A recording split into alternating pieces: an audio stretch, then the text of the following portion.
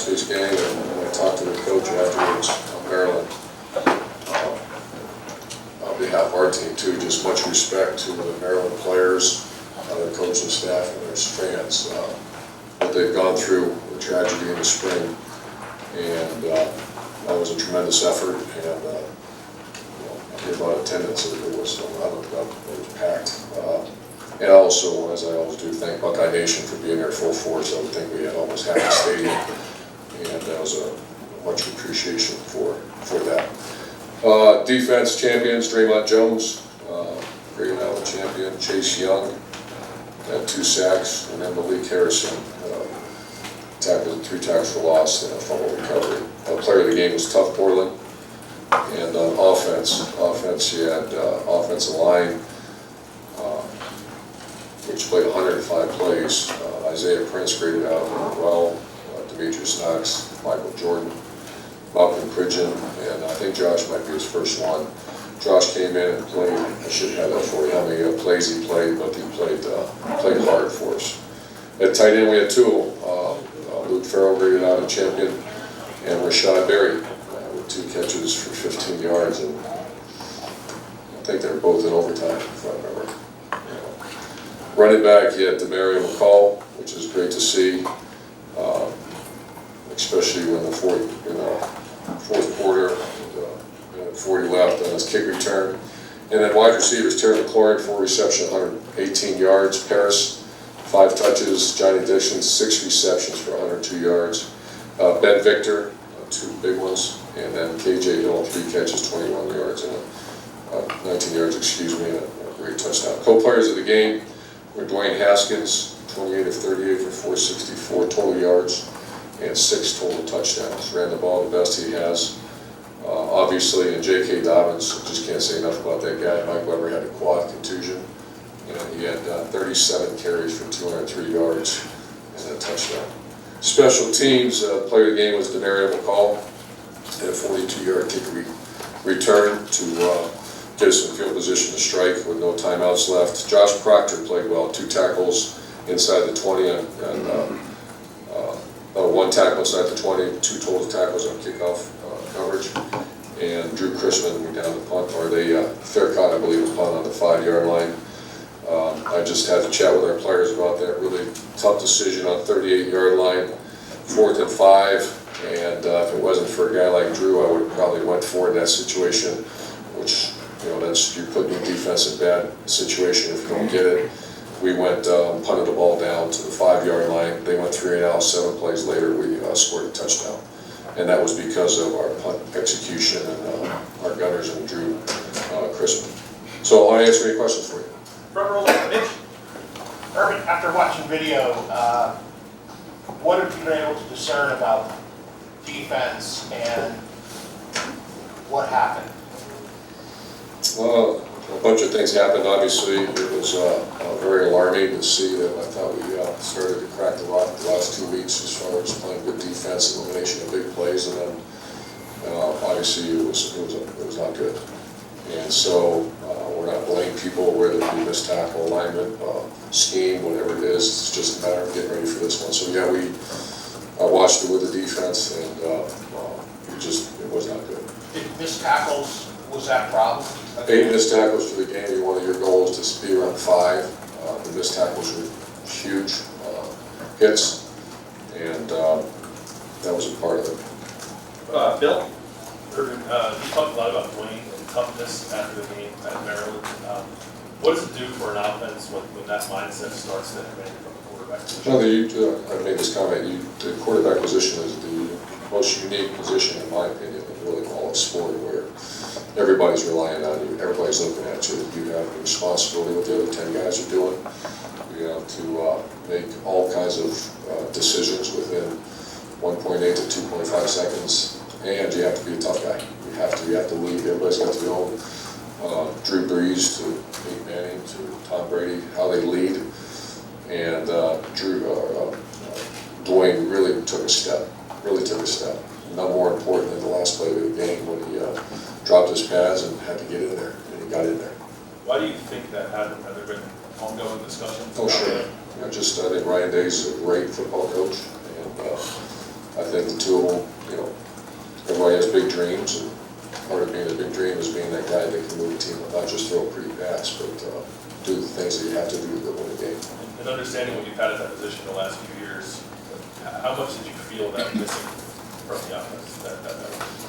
Oh, yeah, it's been missing big time, but you know, you got to make those yards up somewhere, and obviously yard-wise, we're at one of the top offenses in America. We've picked them up in the pass game, but tougher the opponent, you're going to have to, you know, just the sheer numbers of the college game, you're going to have to find a way to get those yards. Front row middle, Dave.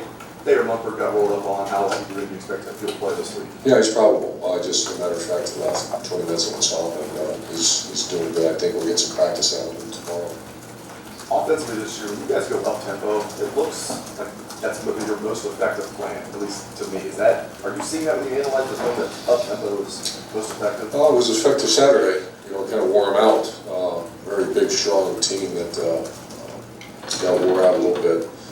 A lot of it's game management of the entire scenario of offense, defense, kicking, etc. So those are game management decisions as we're going.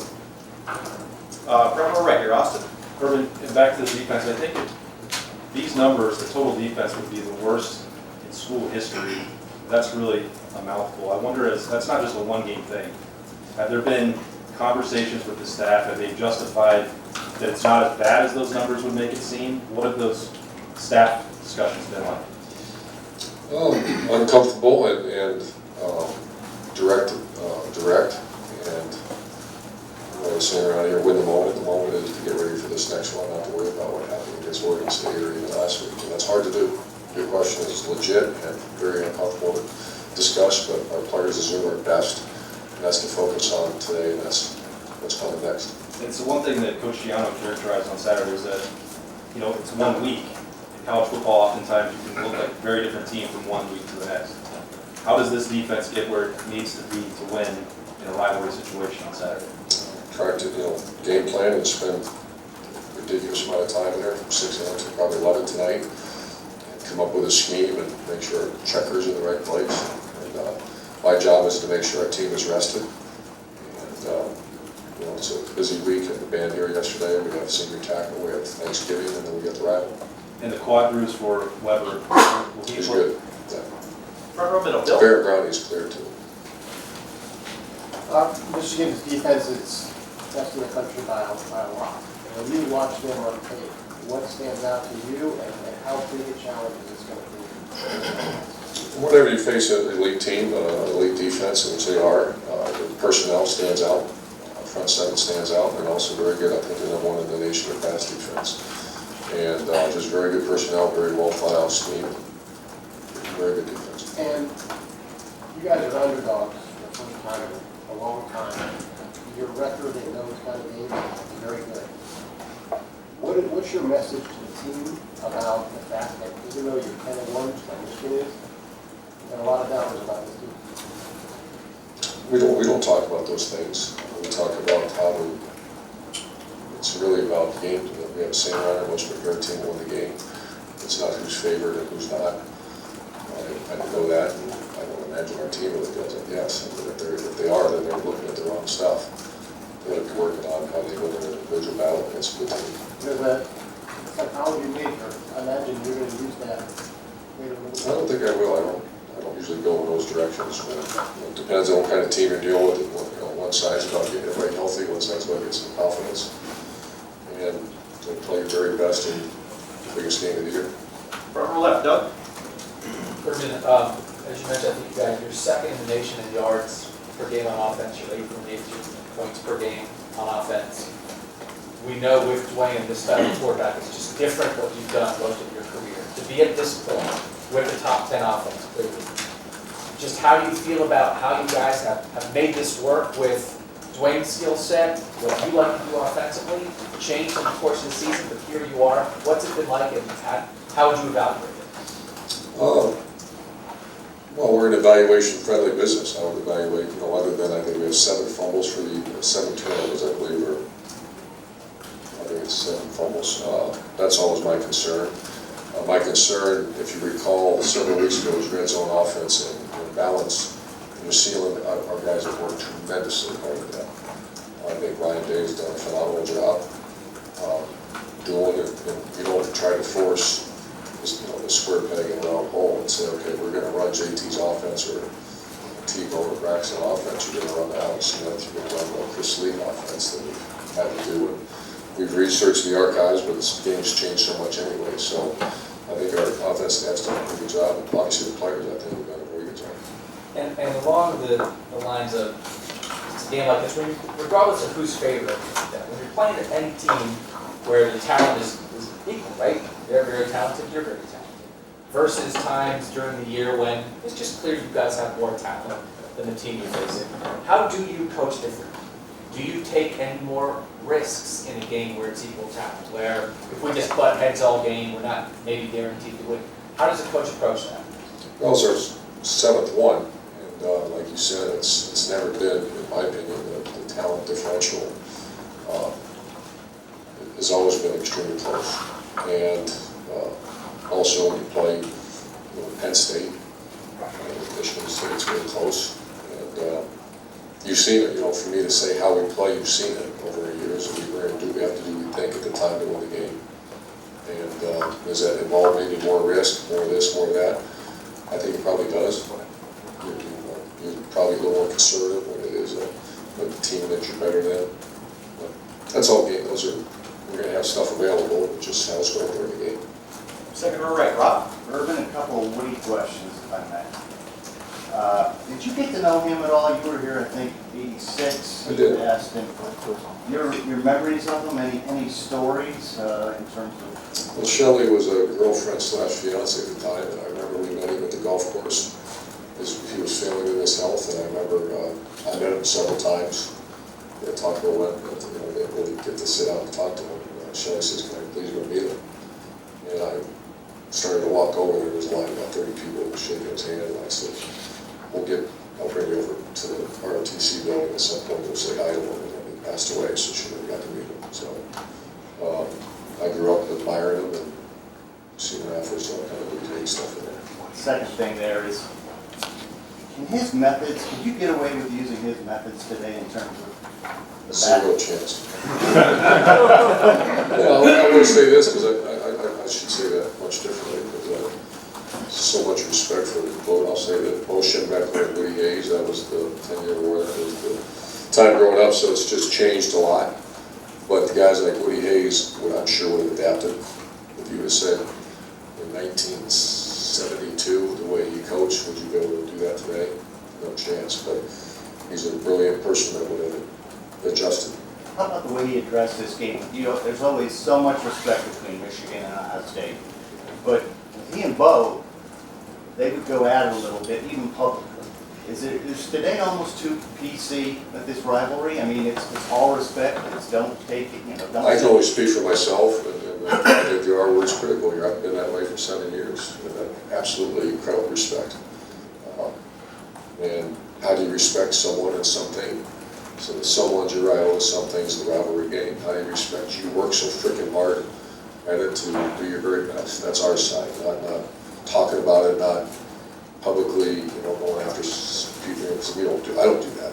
That's no. I think how do you show respect for them and the game? You work what you are. We're working so damn hard for this. Second row right, Tony. Urban, how much Michigan did you watch? Do you watch every year? Just when it's crossover. And, well, I guess, do you put it like in memory bank? Do you store it away for later use, or do you just wait until it's this week to break the law? Our staff, sure, we pay special attention, and you try to, as it's going throughout the year, you don't want to lose some thoughts. Second row left, all right. This week, roots are probably more important. Roots for people on this team, roots from where people on Michigan's team came from. There's this thing that fans tend to say a lot, that I've read a lot, and things aren't going well. Urban Meyer hasn't recruited enough kids from Ohio, because Ohio players inherently understand what a privilege it is to wear this uniform. Do you buy that? I'm disappointed at times when I see that we see some of these guys that are just playing their tails off and we have opportunities to get. A lot of times it doesn't even get to me, and I think this recruiting calendar has really put us in a tough situation at times where, you know, we don't have spring football in the state of Ohio. And a lot of it at times is projection. And you see these just fantastic football players that people can say we missed on. And that's true. But they commit so early to, you know, some schools are coming off for 25 Ohio guys right away. And I kind of wish we could do that. And, but you can't. You know, you got to watch them play and get them to camps and watch. That's just the recruiting process. That's been kind of taken away in the last 5 years, where a lot of times you don't get them to camp. Does that make sense? Yeah. And a lot of times they're committed in the March of their junior year. You're like, I just want to watch this guy play, watch his plays, you know, a couple plays in his senior year. So that's kind of what's taking place. When Ohio kids are on this team, they approach it. This team? Yeah, when you get Ohio kids Oh, sure. on this team. Yeah, I get your question. Especially like this As opposed to a California kid or Texas kid. I'm not saying that they don't play hard, but Oh, just the yeah. inherent understanding. Absolutely. Okay, and second of all, we talk a lot about pressure. I mean, people say, do you feel pressure during the game, or do you feel pressure to perform, or pressure to do this or that? But, you know, this week, a lot of coaches are judged by the performance in this game. Obviously, you've done pretty well. Coach Harbaugh started out 0-3. Do you buy into the coach's pressure of having to perform to get the results during this week? And if the coach does feel that, can it trickle down to your team in terms of mannerisms, behavior? I'll say this, that, you know, especially the time and effort on the players and the coaching staff. And if you're asking me, the head coach, the amount of time and effort you put into these games, and certainly there's no bigger than this. The word pressure, absolutely, there's there. For someone to say, there's no pressure, that's not true.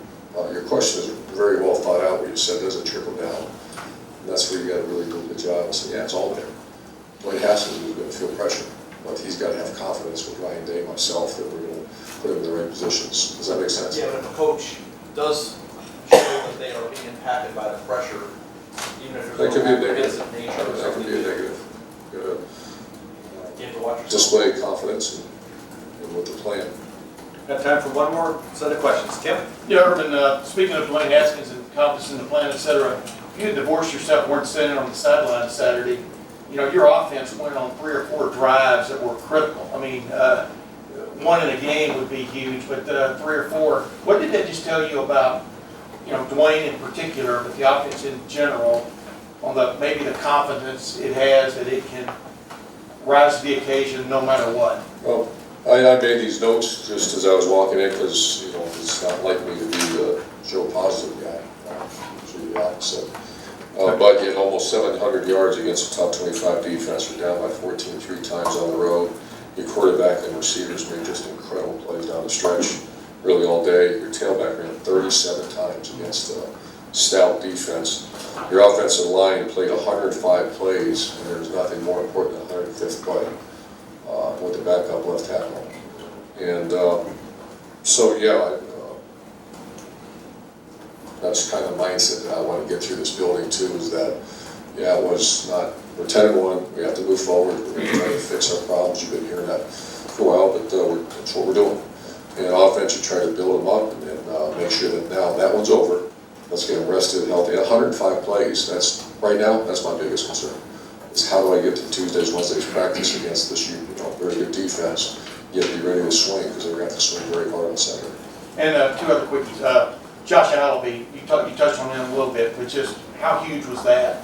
I mean, to step into a game when he did and then deliver. I mean, what does that just tell you about him? Well, that's been coming. You've heard me talk about him getting better each week, and there was a time about, he had some injury issues too. There was a time 5 weeks ago that there was no depth. You know, Brandon Bowe was there ready to go too, so we do have a little bit of depth. And last thing, you know, this game is about microcosm, about one-on-one matchups as much as anything else. Is Isaiah Prince, in your opinion, I think final home game in the stadium, he's going to be going against probably Rashawn Gary a lot, you would think, but is he up to that task? What's your feeling of confidence there, and why do you have it? Yeah. Well, he's played against Rashawn last year and hung in there, and they're very good. And I think Isaiah's worked as hard as any offense line I've ever had. And he's got, I just saw him earlier today, and he's going to work really hard for this game. Can I ask one last quick one about Earl? It's the first Michigan week without Earl. I'm sure you think about him a lot, but what will you think about Bruce this week in particular? Well, obviously very close to him in 1986. That was the first time that I experienced it with Coach, and then obviously the 1987 game up in Ann Arbor, that was his last game as a coach. And so I think when